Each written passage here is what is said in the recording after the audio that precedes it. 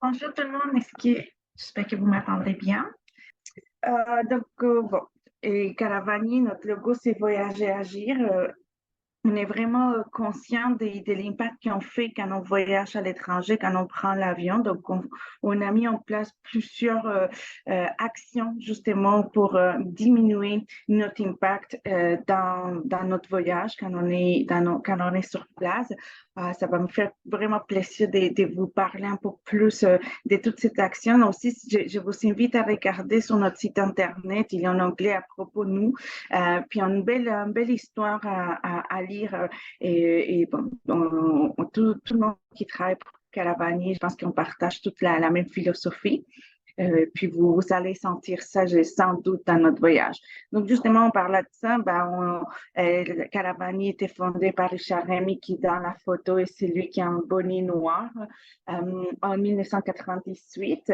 On était pionniers dans plusieurs aspects. Entre autres, on était les premiers à imposer un crédit carbone dans notre voyage. Donc, dès là, notre partenariat avec Planet Air.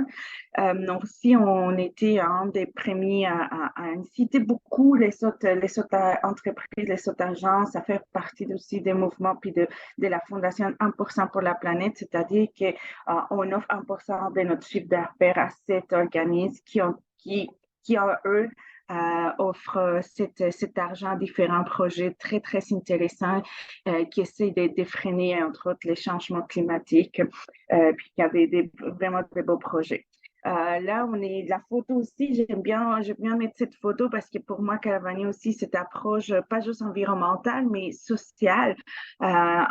Pour fêter les 20 ans Caravani, on organisait une grande marée. Donc, on était allé marcher au Maroc, dans des serres marocaines, euh, une bonne quantité de personnes. On était plus de 150 personnes, incluant toute l'équipe locale. Puis ça nous a permis aussi d'inviter à tous nos amis un peu de partout. Donc, Ivan qui s'occupe de l'Équateur, Vico qui s'occupe du Pérou, Babou qui s'occupe du Népal. Donc, pour nous, on est comme une grande famille qui on s'entraide et on travaille d'une façon humaine avant tout. Donc, voilà un peu pour Caravani.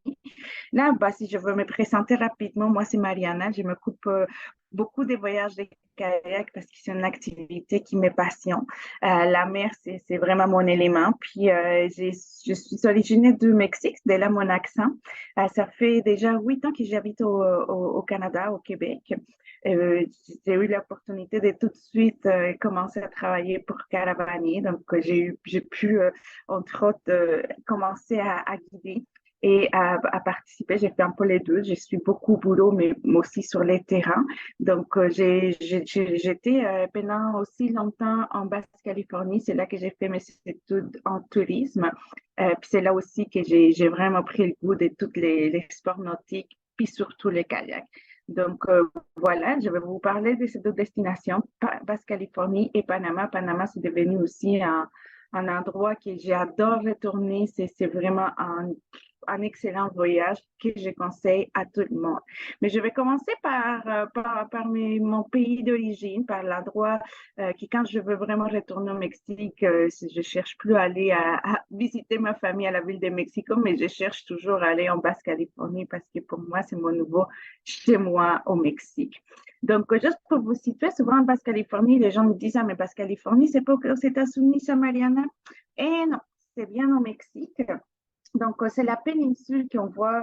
Ça, c'est une photo un peu comme aérienne, là, mais pas plus qu'aérienne. Là. C'est comme une photo qui représente bien la Basse-Californie. Puis, en fait, la petite histoire, c'est que la Californie des États-Unis, qu'aujourd'hui on connaît comme, qui géographiquement appartient aux États-Unis, plutôt géopolitique, là, à un moment donné, c'est tout ce territoire, c'était aussi du Mexique. sauf qu'on a perdu avec une guerre, puis ensuite on a enlevé Haute-Californie, parce que nous, on a nommé la Haute-Californie, puis la Basse-Californie. Donc, ça restait juste la Californie, puis nous, on a toujours gardé la Basse-Californie. Donc, dès là, les noms.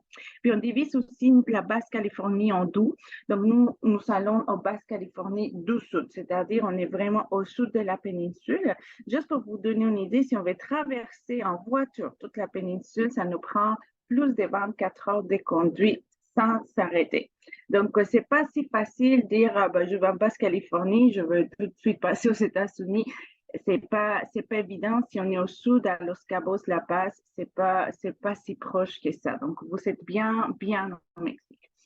La Basse-Californie, c'est très, très salé. Il avant était attaché, puis là, tranquillement, c'est devenu une péninsule. Donc, c'est une mer assez récente. C'est une mer incroyable avec beaucoup de vie marins. C'est des paysages, les couleurs sont impressionnantes, puis c'est très volcanique aussi. Donc, on voit souvent aussi, c'était des îles qui, avec aussi la plaque tectonique, bougent beaucoup, augmentent en taille. Donc, on voit bien les strates géographiques et géologiques. Donc, si jamais vous aimez ce genre de paysages un peu Far West, là, vous allez les trouver sûrement dans ces voyages. Donc, en Basse-Californie, on parle d'expédition en complète autonomie souvent dans les descriptifs. Puis, j'aimerais vous expliquer c'est quoi ça. C'est quoi ça d'être en expédition en complète autonomie. Donc, c'est-à-dire qu'à l'intérieur des caissons des kayaks, c'est des kayaks vraiment, en Basse-Californie, on a des très bons kayaks, c'est des kayaks en fif de verre. En général, on a des kayaks doubles, mais on a aussi quelques simples. Donc, c'est des bons kayaks, vraiment des kayaks en fibre de verre très légères parce que les kayaks va être très, très chargé. Donc, on cherche qu'au moins les bateaux, les kayaks soient légers puis soient performants. Donc, ça va être plus facile à propulser. Cependant, bon, il y a quelques plages comme ici, il y a quelques roches. Donc, il va falloir faire attention à l'accostage. Mais c'est des très, très bons matériels. Même chose pour les pagaies, c'est des pagaies en fibre de verre. Donc, c'est vraiment des bons matériels que nous savons. Donc, quand on part avec tout notre matériel, toute notre nourriture, puis même l'eau, les poches qui sont par terre, là, c'est l'eau qu'on apporte. Comme je disais, c'est désertique, donc on n'a pas accès à l'eau facilement. Il y a pas d'eau. Il pleut en septembre quand les ouragans commencent à arriver. Donc, des fois, c'est 3 jours de pluie par année, puis souvent tout concentré en septembre. Donc, ça veut dire qu'on n'a vraiment pas d'eau, on n'a pas de source d'eau accessible quand on fait l'expédition. Donc, il faut qu'on apporte l'eau avec nous. Ça, c'est très particulier de ces voyages, de cette destination, en fait. Puis, l'avantage, c'est que s'il fait chaud, donc on n'a pas besoin, côté matériel personnel, d'apporter beaucoup de choses. Souvent, on est en short, maillot, puis un chandail pour nous couvrir les soleils, un beau chapeau. Puis après, on a un petit kit pour les soirs, puis c'est tout. Donc, côté matériel, côté vêtements, on n'en a pas besoin de grand-chose, pas plus. On fait beaucoup le snorkeling, puis qu'est-ce qu'il faut apporter, c'est vraiment tout ce qui est nourriture, puis les matériels comme les tentes, les matelas. On a une petite chaise aussi qu'on fournit. Donc, c'est vraiment, c'est une liberté que moi, j'apprécie énormément. En kayak, qu'est-ce que j'adore, c'est que le kayak devient un peu comme un prétexte pour connaître puis pouvoir approfondir la découverte d'un endroit. Puis cet endroit, c'est parfait pour ça. Puis qu'ensuite, justement, on choisit soit on dormit, si une journée qu'on est un peu plus fatigué, on peut dormir 2 nuits dans un endroit. Si il y a eu beaucoup de, par exemple, on a vu des dauphins, puis c'est une journée magnifique côté marin, ben, peut-être qu'on va naviguer un peu moins, puis le lendemain un peu plus. Donc, si le pays, cette destination nous permet de faire ça, c'est encore, il y a beaucoup de le littoral, c'est encore beaucoup très, très sauvage et ils se battent beaucoup la population justement pour qu'elle soit pas privatisée. Donc, on a encore beaucoup de plages libres juste à nous qu'on peut choisir laquelle est plus charmante pour la nuit. Donc, ça, c'est quelque chose que j'adore. Et on a deux formules. Donc, la formule des 10 jours, c'est un peu plus longue. On l'offre en novembre parce que c'est la meilleure période. La température de la mer est un peu plus chaude aussi. On a les vents aussi sont moins prédominants que, par exemple, quand on va plus à l'hiver. On choisit justement un itinéraire qui est vraiment extraordinaire. C'est magnifique cet endroit. Il y a très peu de personnes qui en offrent ce circuit justement parce que c'est plus loin, c'est plus isolé, c'est plus éloigné. Ça demande 10 jours d'expédition. Donc, nous, on était plus téméraires. On a dit, nous, on veut y aller, on y va. Puis, l'année passée, on était allé, puis j'étais complètement, je tombais complètement en amour. Puis, ce que les kayakis, c'est un peu, qui ont le goût de vraiment expérimenter une vraie expédition de plusieurs jours avec des conditions de mer. Je vous conseille fortement. Comme je disais, la température de novembre, c'est vraiment parfait. On a une température de l'air puis de la mer encore assez chaude. Donc, on est vraiment tout le temps en maillot de bain avec un petit chandail. Où on y va, c'est un peu plus exposé. Donc, des fois, s'il vente, il peut faire un peu plus frais, mais c'est vraiment, on est encore dans des températures très, très agréables. Donc, juste pour vous situer, donc on sait qu'on était au sud de la péninsule. Donc, on atterrit à La Paz. Côté, on habite, la plupart d'entre nous, entre Montréal, Québec, Rimouski. Donc, on est dans l'est du continent. Puis après, ici, on doit revenir à l'ouest. Donc, il n'y en a pas beaucoup de choix. Il faut passer par Mexico, puis de Mexico à La Paz. C'est la meilleure option que nous savons. Ou sinon, on peut passer aussi par Calgary, mais souvent, c'est des longues escales de nuit. Puis après, il y a des vols directs justement à La Paz ou à Loreto. Donc, la plupart des temps, c'est qu'on trouve côté prix, côté escale, pour nous, l'idéal, c'est arriver à La Paz. Ça nous permet de La Paz, c'est la plus grande ville de la Basse-Californie du Sud. C'est la capitale aussi. Donc, toutes les petits ministères, toute la bureaucratie sont établis là. C'est quand même très charmant. C'est reconnu entre eux parce qu'il y a beaucoup de requins de baleines qui viennent souvent dans la baie de La Paz. On a une île qui est juste en face qui s'appelle Espírito Santo. Il y a une grande colonie d'otaries. Donc, c'était toujours très réputé aussi pour l'écotourisme puis les touristes d'aventure. Mais justement, plus de monde qui arrive là. Donc, toutes ces côtes a été et encore beaucoup plus visitées que nous, où on décide d'aller plus vers le nord. Donc, on prend un petit vol interne, on va à Loreto après. Puis ensuite, on prend la route pour aller encore plus au nord, donc à Mulegé. Là, on a diminué la quantité de visites, d'achalandage, de beaucoup, là. Et nous, on va explorer toute cette côte qui est magnifique et très sauvage. Puis l'idée, c'est de se rendre le plus proche de Loreto. On n'a pas vraiment point final d'expédition. C'est vraiment, c'est ça aussi la partie un peu extraordinaire de ce voyage, c'est qu'on commence ici, on a 10 jours, on a comme 3-4 idées de où on aimerait finir, surtout, mais on n'a pas une pression vraiment forte de dire il faut qu'on finisse là parce que sinon on n'a pas le choix, la voiture ne peut pas arriver. En général, on finit toujours où on veut finir, mais on n'est jamais si pressé que ça. Donc, voilà pour la première expédition. Donc, comme vous voyez, on s'éloigne beaucoup de la route. Donc, il n'y a pas des gens des villages qui viennent se baigner dans cette côte. Des fois, il y a des voiliers. Des fois, surtout quand on commence à s'approcher à Loreto, il y a des plages où il y a des gens qui justement visitent. Mais toute cette côte est très, très, très sauvage. Le seul accès, c'est vraiment par mer. Donc, c'est juste en kayak ou en voile. Donc aussi, c'est vraiment excellent, c'est vraiment extraordinaire. Donc, l'autre voyage, un peu plus court, 6 jours.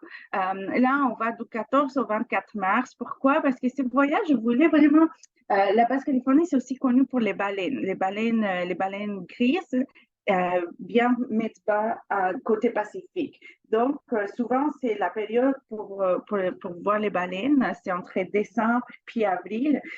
Puis, comme vient de mettre bas, souvent, par exemple, décembre, janvier, on voit la mama avec les petits baleineaux, mais les baleineaux n'est pas encore très à l'aise, très habile aussi. Donc, la maman protège beaucoup plus. Plus on avance vers avril, les baleineaux ont plus de liberté. Elles s'approchent beaucoup à nous. Donc, on va pas en kayak, on va en bateau. Puis, on peut même, des fois, s'approcher assez pour les caresser. Donc, je voulais offrir aussi cette expérience qui, pour moi, c'était une des plus belles expériences que j'ai eues dans ma vie. Donc, si proche d'une baleine. surtout un bébé baleine. Et les conditions encore en mars sont excellentes. La période plus froide, plus venteuse, ça va être peut-être décembre, février. Là, quand on commence à mars, avril, les températures commencent aussi à se réchauffer côté mer, côté air. Puis les vents, on a justement choisi un endroit où on est beaucoup plus protégé, donc ça nous permet de naviguer tranquillement. Donc là, tantôt, on allait vraiment plus au nord. Là, qu'est-ce que je voulais aussi vous proposer, c'était d'aller directement dans notre parc marin, c'est ce qui s'appelle les parcs marins de Loreto, qui implique beaucoup, c'est vraiment la mer qui est protégée et les îles qui sont là. Donc, on fait la même chose, on arrive à La Paz, après, on va à Loreto, puis ensuite, l'idée, c'est vraiment se promener entre ces deux îles où il y a les cercles bleus. Puis ensuite, on sort du parc, puis on longe la côte pour se rendre directement dans notre petit village de pêcheurs.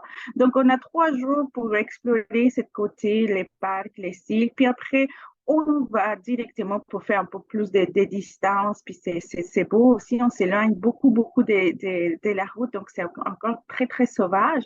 Puis on se rend à cette petite village de pêcheurs. Ce voyage, justement, il y a moins de distance, un peu, il y a plus un rythme, on dirait vacances, mais une vacances en expédition.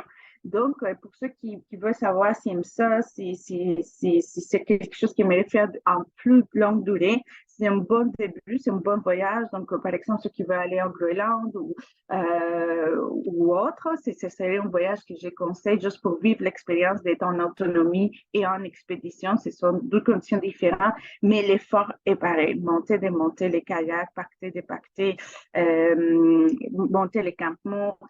C'est la participation à l'expédition, donc ça peut vous permettre aussi de voir à grosso modo si c'est quelque chose que vous aimez. Donc voilà quelques photos juste pour vous donner. Donc je vous ai parlé les deux. Donc en général, les photos peuvent ressembler, vous allez voir plus ou moins la même chose. C'est juste l'activité, l'expérience de plus longue durée ou moins courte durée et les baleines ou pas de baleines qui va faire la différence. Donc, voilà, ça c'est La Paz, une ville quand même charmante. J'ai habité là pendant 8 ans, donc je connais assez bien. Puis, ça me fait toujours plaisir de vous faire découvrir ma petite ville où j'ai passé plusieurs années de ma vie. Basse-Californie, il y a beaucoup de cactus. Ces cactus s'appellent cardone. Il y en a plein. Puis, c'est impressionnant de savoir qu'ils poussent vraiment pas beaucoup. Là. Ils poussent peut-être quelques centimètres par année. Donc, ça veut dire que quand on voit un cactus de cette taille, c'est comme les grandes mères et grands-pères cactus. Ça fait qu'il y a plusieurs générations qui sont là. C'est Basse-Californie, si vous regardez un peu, c'est très, très connu pour la navigation. C'est très beau. C'est beaucoup plus calme, plus protégé que de naviguer dans le Pacifique ou dans l'Atlantique. Donc, ça nous permet vraiment d'avoir souvent de très belles conditions de la mer assez calme pour pouvoir bien profiter. Puis la vie marine, il y a beaucoup de dauphins, il y a des baleines, il y a pas toute l'année longue des baleines, mais il y a des baleines qui restent quand même les petites rocales, surtout quand la température de la mer est plus froide. Donc, des fois, en novembre, on peut déjà, c'est rare, mais on peut déjà voir des baleines jusqu'à mai. Il y a beaucoup de corail, mais c'est pas les corails, il faut pas s'attendre à des corails très colorés comme on peut voir au Panama. Je vais vous montrer quelques photos, mais on a l'écosystème des corails qui se forment donc, et qui abritent beaucoup de cette espèces. Ça crée un écosystème en tel. Donc, on peut voir des anémones, on peut voir plein de choses. Donc, la vie de la mer, on fait beaucoup de snorkeling parce qu'il fait chaud. Donc, on essaye beaucoup d'aller se baigner. Puis là, on va se baigner, puis on met notre masque, notre tout puis on profite pour découvrir aussi qu'est-ce qu'il y a sur la mer. On fait aussi un peu la randonnée. Souvent, c'est juste pour prendre des belles photos. Donc, on fait jamais des longues distances. C'est vraiment plus exploratoire. Là, sûrement, c'est une photo prise en novembre parce que c'est assez vert. Comme je disais, les températures, quand il pleut, c'est plutôt en septembre. Donc, plus on y va proche de septembre, donc octobre, novembre, des fois, les desserts, c'est encore un peu verdoyant. C'est comme on voit encore quelques feuilles vertes à gauche, à droite de certaines plantes. En mars, c'est sûr que tu vois plus, c'est vraiment beaucoup plus sec. Même les cardons, et la photo ici des cardons, quand on les touche, on sent qu'il est comme rempli d'eau. Il est content. Il a bu à son goût en septembre et puis il a fait assez ses recettes. Puis comme en mars, avril, surtout au mois d'août, ils sont assoiffés. J'ai parlé des kayaks, donc ici on voit une belle photo des kayaks doubles. On voit aussi un peu c'est une plage par exemple plus sableuse qui est haute. On a un peu de tout, ça, je peux pas vous garantir que chaque nuit ça va être dans des plages avec une petite sable, les sables fins. Des fois il y a un peu plus des roches, mais en général c'est sableux. Euh, voilà, c'est une autre photo sûrement prise en octobre-novembre parce que, comme encore une fois, on voit qu'elle est très, très belle. Côté nourriture, on mange très, très bien. On est dans les repas frais, on n'a pas jamais de lyophilisé, ou de la nourriture sèche. Quelques cannes, oui, mais on essaie de faire honneur aussi à la gastronomie mexicaine qui est réputée pour être très bonne. Donc, on a beaucoup de légumes, des fruits, on fait des guacamoles, on fait des margaritas. Et souvent, avec qui j'ai fait ce voyage qui s'appelle Antonio ou Adriane, ils adorent faire la pêche en arpent. Donc, si on a le temps, c'est sûr qu'ils vont aller faire pour se relaxer, mais aussi pour aller chercher la prise du souper. Donc, c'est pas rare aussi qu'on mange du poisson frais pour les soupers. Donc, voilà. Ici, il y a sûrement Antonio qui a été à la pêche puis qui nous préparait les soupers.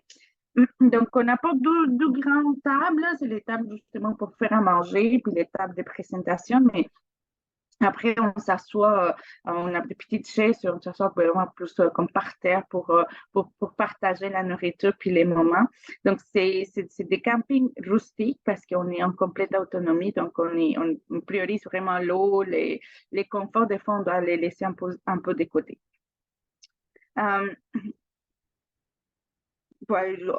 plusieurs photos aussi qui constatent que souvent la mer est assez calme. On va avoir un peu de houle, surtout par exemple dans les voyages de Loreto qu'on doit traverser d'une île à l'autre. Donc, on est des fois un peu plus exposé, donc ça se peut qu'il y en ait un peu plus de houle. Mais en général, surtout si on fait 10 ou 6 jours, la plupart des temps, ça va être dans des eaux plutôt calmes. Euh, et on est toujours aussi proche de la côte pour justement éviter certaines conditions. Donc voilà, on essaie aussi de travailler avec des écologes ou des hébergements ou auberges qui justement respectent beaucoup l'environnement puis qui tient en valeur le respect de cet écosystème. Donc, on travaille avec un endroit qui s'appelle la Duna, qui vraiment c'est un endroit très, très charmant, très rassembleur, puis on s'éloigne de la base, mais on va pouvoir vraiment plus rapidement sentir les décès puis l'écosystème dans cet hébergement, qui c'est souvent au début ou à la fin du voyage. Donc, ouais, ça c'est sûrement une photo. C'est impressionnant quand le dessert peut être vert. Et ça, c'était justement une des photos de ça. Il y a beaucoup de balboussards aussi. C'est un des animaux qu'on voit très régulièrement dans ces voyages. Côté pommes, on a les sautaris. Les sautaris habitent toute l'année longue dans Basse-Californie. Surtout les voyages de novembre, on fait exprès de faire une excursion en bateau pour aller les voir puis nager avec eux. Donc ça, c'est vraiment unique en novembre. Mais si vous restez si vous choisissez le voyage de mars et vous voulez rester un peu plus de temps, on peut vous aider aussi à organiser une excursion en bateau pour aller voir les sautaris. Donc, les sautaris, c'est aussi, on peut les voir, sont sauvages, là. Ils habitent en colonie, donc ils sont nombreuses, puis ils sont surtout en novembre, il y a aussi des bébés qui sont assez grands pour s'éloigner de la mer, puis que la mer soit moins protectrice. Donc, ils viennent souvent jouer beaucoup avec nous. Je dirais que c'est en novembre quand ils sont comme tu as beaucoup plus de chances de vraiment jouer avec les sauterelles parce qu'il y a les bébés qui sont pas si bébés, mais assez pour s'amuser avec toi. Ça, c'est justement des plages qui ont visité dans le voyage de novembre. Puis, voilà, les baleines que je disais qu'il y a des moments qu'on peut même s'approcher tellement qu'on peut les caresser. Euh, les baleines, et les dauphins aussi, c'est pas tout le temps qu'on les voit, mais ils sont là. C'est des animaux sauvages, donc je peux pas vous garantir, mais ils sont là. Il y a aussi les mobulas. Ça aussi, on attend très, très souvent pendant qu'on dort. Je dors tout le temps à la Belle Étoile en Basse-Californie. Comme il pleut pas, puis les températures sont excellentes. C'est très, très agréable de dormir en regardant le ciel étoilé. C'est un ciel avec plein d'étoiles. Souvent, justement, de novembre jusqu'à mars, on peut voir vraiment bien la Voie lactée. Puis des fois, on attend comme des splashes. Puis c'est les mobulas qui aiment beaucoup sauter. C'est comme très manta, on appelle. Donc, c'est pas la grande manta cubaine, ni les raies qui sont toujours sur sable. Là, c'est comme notre espèce. Puis souvent, il y en a plusieurs. Si tu vois un, ça veut dire qu'il y en a plein. Puis ils aiment beaucoup sauter, donc on les attend. Puis souvent aussi, on peut les voir en kayak, mais surtout, on les attend la nuit. C'est très, très, très agréable. Là, c'est une vidéo des dauphins. Oui, c'est ça.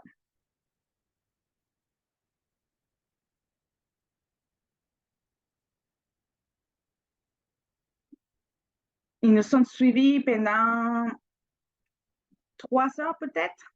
Ils venaient jouer avec nous, comme c'était curieux de nous. Donc, c'est une journée magique. Là, je change un peu de pays. Là, on va vers Panama, Gunajala. Donc, c'est un autre, ça, c'est en février. On va en février parce que c'est aussi une bonne période pour aller. C'est la saison plus sèche.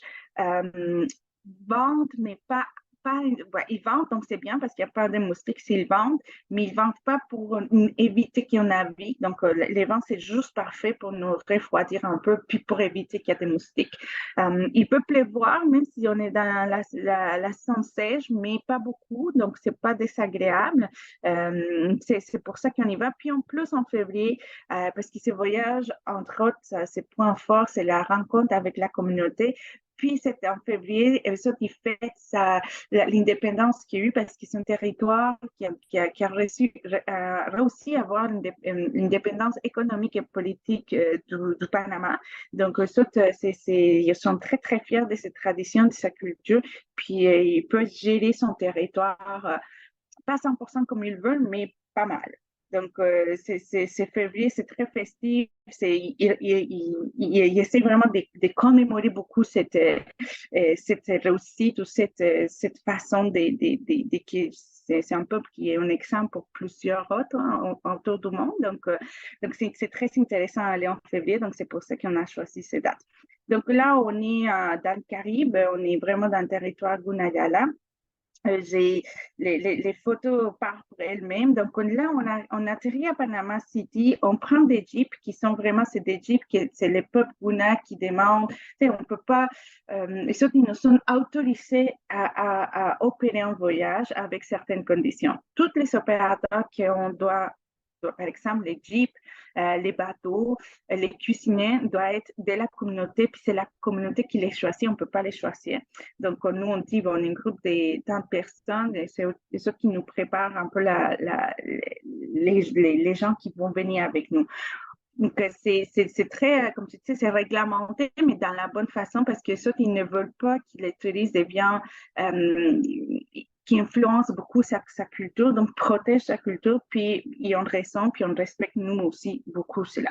Donc, on arrive à Cartier, qui c'est le port, puis ensuite, il y a un bateau qui nous amène jusqu'à Isla de Tigre, qui c'est tout à droite dans mon écran.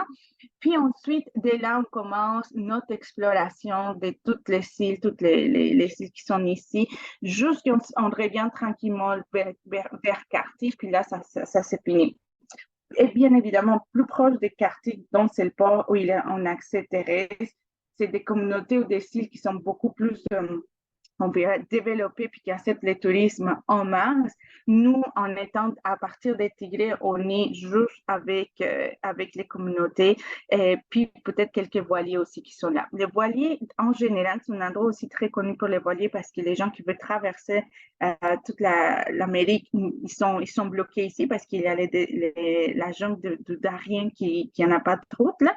Donc là, excuse-moi. Donc là, les voiliers, pour se traverser en Colombie, ils vont aller où il y a des canaux de San Blas plus au nord, puis les canaux hollandais. Ils vont aller vraiment, ils vont profiter justement du vent pour aller plus rapidement vers la Colombie. Nous, cet récif de corail assez important nous protège des grands vents, donc nous permet de quand même naviguer assez bien dans la région de Gunajala. Donc voilà, ça c'était la journée de l'indépendance de Guna, puis ils sont tous habillés en rouge, puis c'est les drapeaux de Guna que j'aimerais vous expliquer quand vous allez être là. Donc non, c'est pas des nazis, c'est vraiment une autre signification qu'ils ont avec son drapeau. Donc, on arrive à Panama City, comme je disais, une ville là aussi très, très, très, très charmante, très facile. On est bien, on profite, on arrive là, on passe une nuit, après on part, mais au retour, on prend le temps de visiter la ville de Panama City. Si vous avez le temps, je vous conseille même de rester 1 ou 2 jours de plus à Panama City. Euh, les îles qu'on va visiter, c'est des tout petites îles. Des fois, c'est juste nous qui en est dans l'île avec une famille, puis basta. C'est vraiment des petites îles. C'est vraiment là où on est vraiment dans les sables blancs, paradisiaques, plein cocotiers. On est à la rencontre de la communauté. Donc, souvent, dans chaque île, il y a une famille qui garde l'île. Donc, on est cette approche.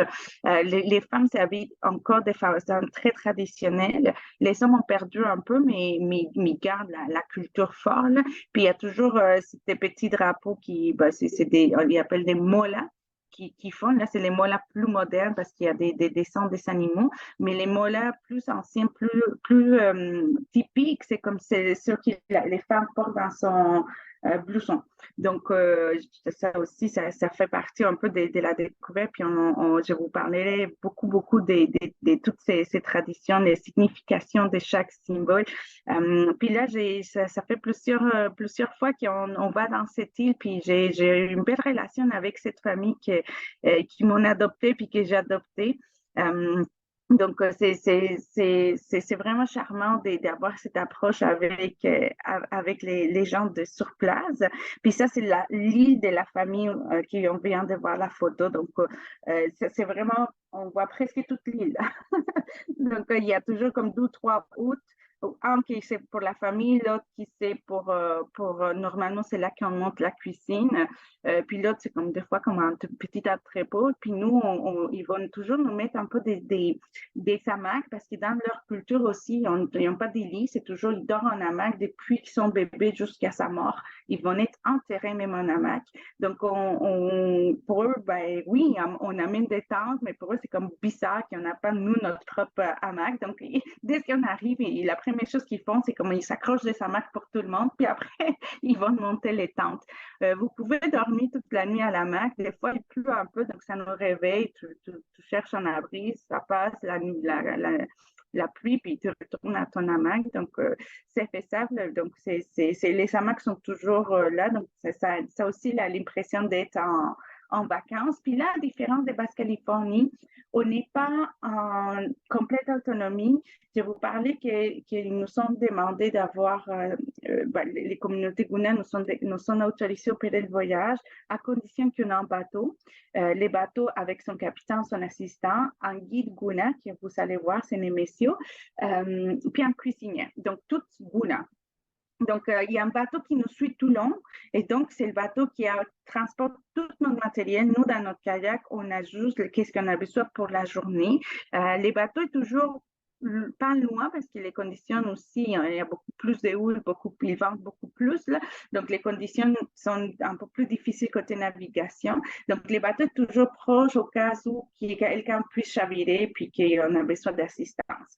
On a des kayaks doubles, des kayaks simples, mais plutôt des kayaks simples. On a plus de kayaks simples que des kayaks doubles dans ces voyages. Comme tu disais, les kayaks sont pas chargés.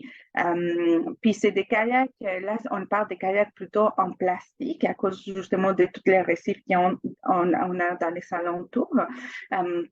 Donc, c'est important d'avoir peut-être un peu plus d'expérience ou être un peu plus à l'aise dans un kayak, dans des conditions de mer pour ces voyages, à cause que dans un kayak simple, qui est pas encore, qui est pas chargé, peut être un peu plus instable qu'un kayak double.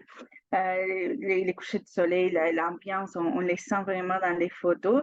Là, c'était mon ami Denis qui était avec moi dans le voyage dans un kayak double. Là, on voit très, très bien, justement, dans la photo, on voit qu'il y a des parties que c'est sûr qu'on vient de sortir, on vient de faire la mise à l'eau, donc les conditions de la mer sont, tu sais, on n'est pas profond, c'est transparent, c'est super beau. Puis là, après, on voit qu'il y a un peu bleu plus foncé, c'est-à-dire que là, c'est plus profond. Puis au fond, on voit des vagues, là, on voit comme une couche, une ligne blanche, là. Ça veut dire que c'est là les grands récifs qui bloquent justement toutes les vents. Donc là, les conditions comme intenses, un peu plus fortes sont de ce côté-là. Et après, ils nous protègent. Donc, nous, de notre côté, c'est calme, mais de l'autre côté, ça brasse. Donc, nous, on passe jamais de l'autre côté. C'est ça qu'on traverse d'une île à l'autre, donc des fois on peut un peu plus, il peut y avoir un peu plus de courants, des vents, mais on essaie d'être constant. On vous demande simplement que dans ces voyages, c'est important de pouvoir dire, ben, si on va traverser, on ne peut pas faire un stop des fois, on ne peut pas se faire une pause avant 1 heure. Donc, on traverse, on pagaie constamment 1 heure, puis après on prend une pause quand on a un endroit où on peut s'abriter devant, où il y a un contre-courant qui va nous donner une petite pause. Donc, ça, c'est les conditions des navigations. Donc, pour ça que je vais vous parler que peut-être pour ce voyage, on demande d'avoir un peu plus d'expérience que dans les voyages en Basse-Californie.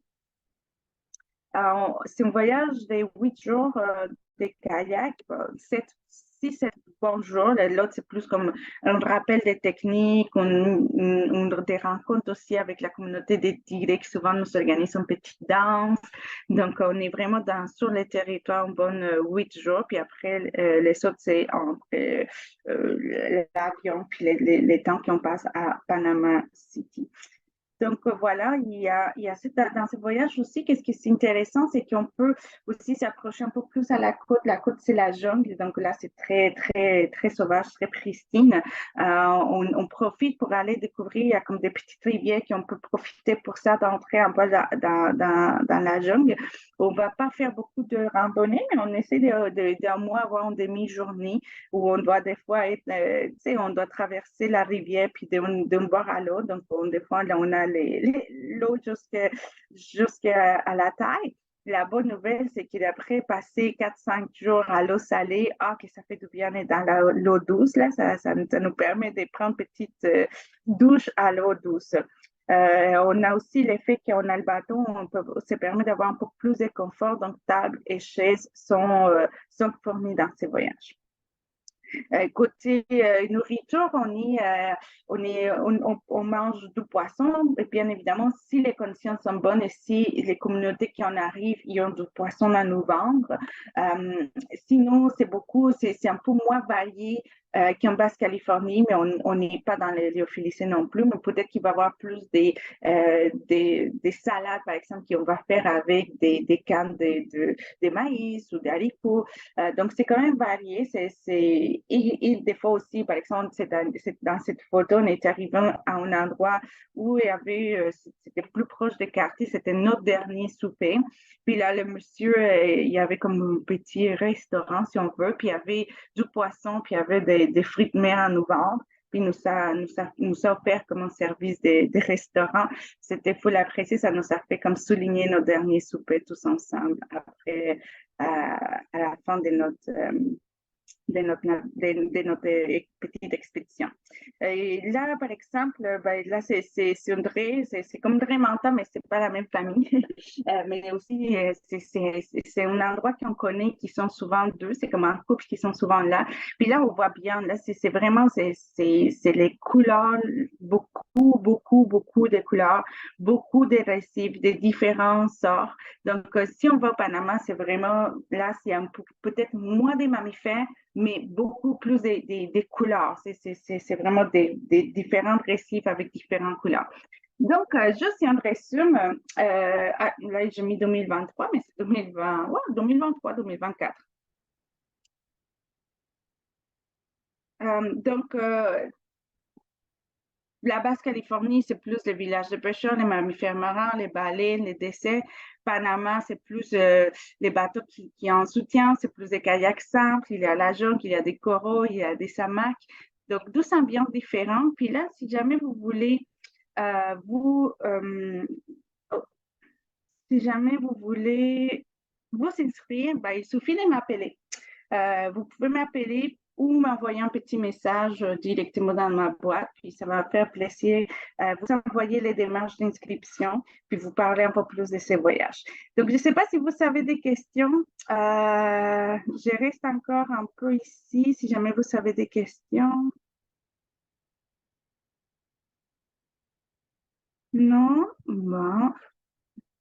Vous pouvez écrire les questions ici en bas ou dans le chat aussi, parce que rappelez-vous, je ne vous vois pas et donc c'est difficile pour moi de savoir s'il y a quelqu'un qui a des questions.